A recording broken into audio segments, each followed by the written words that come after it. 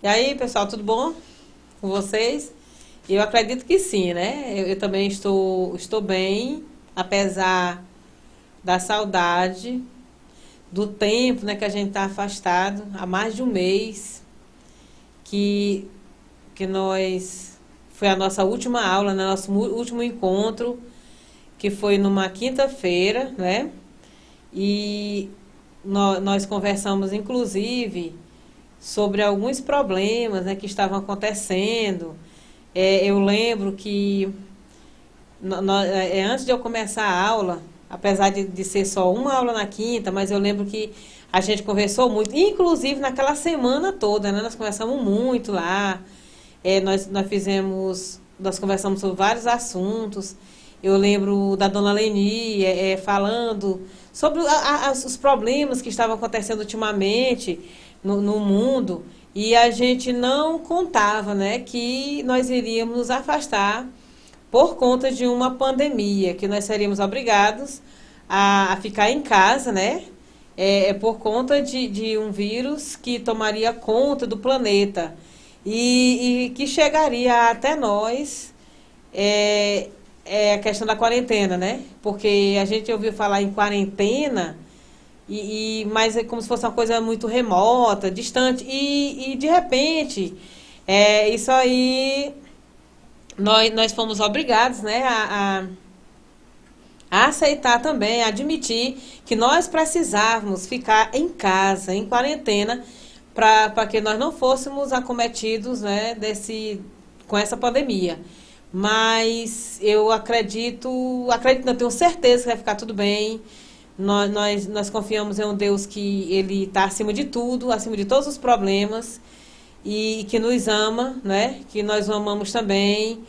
E Ele sabe de tudo, né?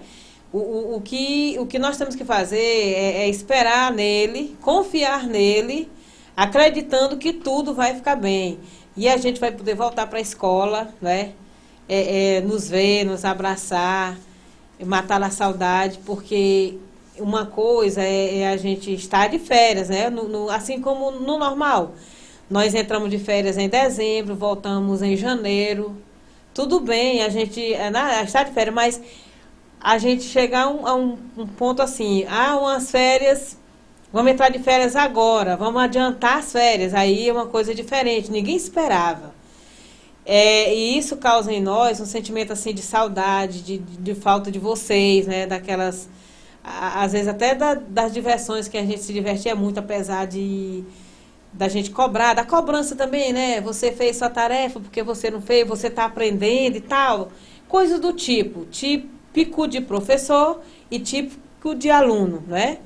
E eu quero dizer que eu estou realmente com saudade de vocês, tá? E estou esperando que as coisas se normalizem para a gente voltar, tá bom? E para melhorar, né, a vida da gente, a escola também tomou a decisão de transmitir as nossas aulas, né? Para a gente não ficar tão acomodado e para a aprendizagem continuar, né? Dar continuidade à nossa aprendizagem, uma coisa que a gente começou, e ela não ficar estagnada, certo? Para a gente continuar aprendendo.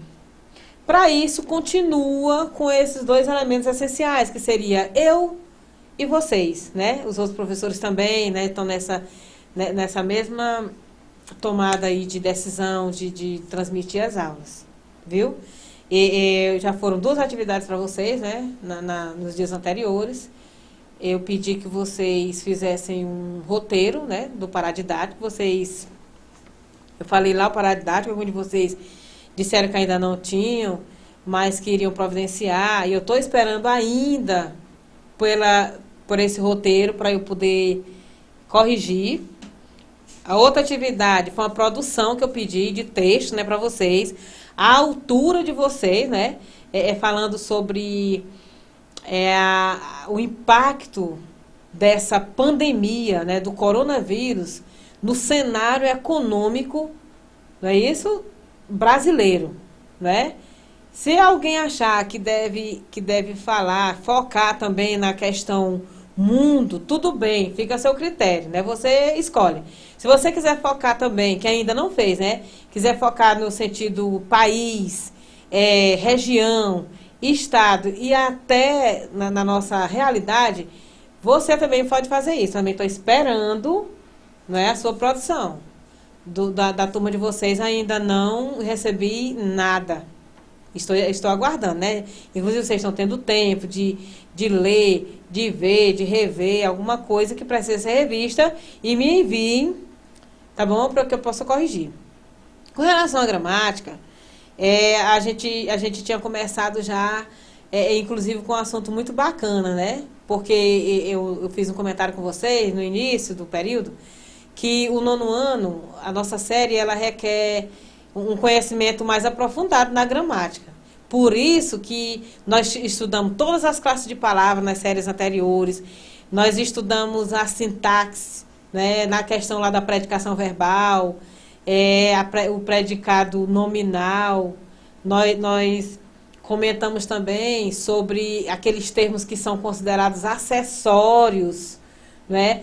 Nós focamos no assunto conjunção, porque a conjunção, a gente sabe que é uma classe de palavra, que é a única classe de palavra que liga orações, né? A única. As outras classes, elas têm sua função, né? A preposição, ela também liga, ela tem essa função de ligar. Só que ela liga palavras da mesma classe, palavras de mesmo sentido, mas ela não liga orações, né? Aí, o que foi que nós fizemos? Nós apresentamos logo o estudo sobre as conjunções, né? Eu disse até que no ano passado eu tinha entregue para vocês umas apostilas com as conjunções e eu já tinha até programado outro, entreguei para vocês, conjunções coordenativas e conjunções subordinativas. Por quê? As coordenativas, nós concluímos nosso conteúdo, que foi sobre período composto por coordenação. Que esse período é composto por orações coordenadas, sindéticas e assindéticas, né?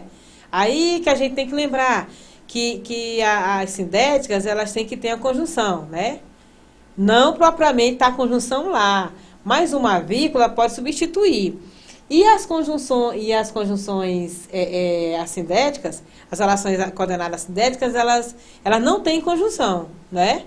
Que num período eu posso ter até 6 orações ou mais, 3, 4, 5, e a conjunção pode estar ali ou não. Mas o que a gente vai entender? Que aquelas orações, elas são coordenadas, né? O que é coordenar? É direcionar, é ter o controle de uma coisa. E essa oração, embora ela tendo um sujeito, né? Ela tendo um sujeito ou mais de um sujeito, mas uma conjunção, ela vai dar um certo valor funcional ali. Que valor seria esse? De ligar, né? Agora, a preposição também tem essa função, mas não de ligar orações. Entendeu? E o que foi que nós comentamos também? Só para a gente lembrar aqui qual a importância da gente estudar períodos compostos, tanto por coordenação quanto por subordinação. Que na série, nossa, já é exigido se produzir textos dissertativos, argumentativos. E ninguém disserta e nem argumenta sem períodos. Olha, seria essa sequência aqui. Eu tenho uma palavra, a minha palavra, ela vai gerar uma frase, certo? Ou uma oração. Essa oração, ela vai formar um período e o período forma o parágrafo. Você não vai encontrar em um texto dissertativo, argumentativo, ou só dissertativo, um parágrafo sem períodos. Ou então, você pode encontrar um período simples, sim, pode. Mas o período composto, ele é essencial e exclusivo para a produção de textos dissertativos. Que além de você ter a ideia, né, você vai ter que colocar a sua ideia em prática, em ação, escrevendo, produzindo. E se você não tiver acesso em sua memória a essas conjunções, então o seu parágrafo não vai ser produzido coerentemente e nem com coesão. Que foram duas palavras também que nós falamos muito, apesar das nossas aulas terem sido por 2 meses, mas eu lembro que essa palavra coerência e coesão, ó, eu falei demais. Quer dizer, a coerência, se eu tenho uma ideia, né? Eu já sei o que eu vou falar no meu texto. Eu já sei, já pensei aqui e tal. O que é a coerência? É eu começar o meu texto com aquilo que eu propus e eu não desviar o foco. E o que é a coesão? É uma ideia estar ligada à outra. Quer dizer, eu tenho no texto 5 parágrafos e a minha dissertação, ela tem que seguir aquela mesma linha. E como é que eu vou saber se eu estou sendo coerente ou coesa? Com os meus períodos compostos. Vou precisar de conjunções que elas promovam uma certa ideia de tempo, uma certa ideia de causa, outra ideia de alternância, adversão, adição, né? De forma que a conjunção ela vai ser essencial na produção dos meus parágrafos, certo? Aí nós aprendemos muito bem, porque eu sempre digo para vocês, como é que eu sei que os meninos estão aprendendo o que eu estou ensinando? Não é pela nota que você tira na sua prova, mas por aquilo que você consegue fazer, né? Por exemplo, eu coloco uma questão sobre analise o período. Aí eu digo assim, subline os verbos. Aí você vai lá, subline os verbos corretamente. Circule a conjunção, você circula. Se você tem dúvida, o que é a conjunção? Você procura com a palavra que liga. Que é a palavra que está ligando um termo ao outro? Ah, está aqui. Então você marca lá. E se eu digo assim, essa conjunção, ela está dando ideia de quê? Aí você vê lá aquele ezinho, né? Ó, um exemplo. Ana Clara saiu de férias e está curtindo muito. Esse ezinho aí está fazendo referência às ações da Ana Clara, não é? E o que está acontecendo aí? Ela adicionou a ideia de férias, né? A ideia de férias está adicionada à questão da curtição que ela está tendo durante essas férias. É muito simples. Eu sempre digo assim, ó, se eu não sei qual é a conjunção e qual é a ideia, a relação que ela tem dentro da oração, eu não estou fazendo nada. Então, eu tenho que aprender primeiro o quê? O que é a conjunção? Eu tenho que ela liga. Quais são elas? A gente sabe que elas são 5 coordenativas, 9 subordinativas. E tem uma que é integrante, que eu comentei com vocês, que ela saiu lá daquela relação das subordinativas, porque ela só é trabalhada em um tipo de oração, que é a oração subordinada substantiva. É o que e o se. Aí você pode procurar. Você vai achar o que, mas ele com outra conjunção. Por exemplo, a conjunção final, para que? A fim de que? Você vai achar assim. Mas o que sozinho lá e o se vai ser integrante. Então, são 9 conjunções subordinativas, 5 coordenativas. Elas servem para quê? Relembrando, para eu poder produzir os meus parágrafos, os meus períodos, e a partir deles eu formar os meus parágrafos. Tá bom? Quanto ao período composto por subordinação, que a gente estava comentando nas últimas aulas. Esse período, ele já dá a ideia de quê? De dependência sintática. A coordenação é independência sintática, quer dizer, uma oração, ela não vai depender sintaticamente da anterior. Viu? Eu posso substituir como? Eu posso colocar uma vírgula ou um ponto, ali pronto. Viu? A conjunção, se ela estiver ali bem, se não estiver bem, no período composto por coordenação. Essa ideia de independência, ela é básica no período composto por coordenação. Agora, quando se fala de período composto por subordinação, aí eu já tenho que lembrar. Ó, dependência sintática, quer dizer, a oração subordinada, ela vai depender completamente da oração principal. Se você chegar a esse ponto, né, da gente estar sem aula, assim, você está tendo contato com seus livros e tal, e você diz assim, sim, mas a Priscila está falando de período composto por subordinação, se eu não lembro nem o que é período. O período, ele é composto por orações. E o que é oração? Eu já falei no início. A oração é anunciado que tem sentido completo, transmite uma comunicação e gira em torno de um verbo. Viu? Gira em torno de um verbo. Essa oração, se ela é só uma, ela forma um período simples. Se ela é mais de uma, ela vai formar um período composto. Tá bom? Um período composto. Esse período composto, né, por subordinação, ele vai ter duas composições. Então, quais são elas? Olha só. Ele vai ter uma oração principal, que a gente já estudou também. Oração principal, olha, é aquela oração que ela não tem dependência sintática.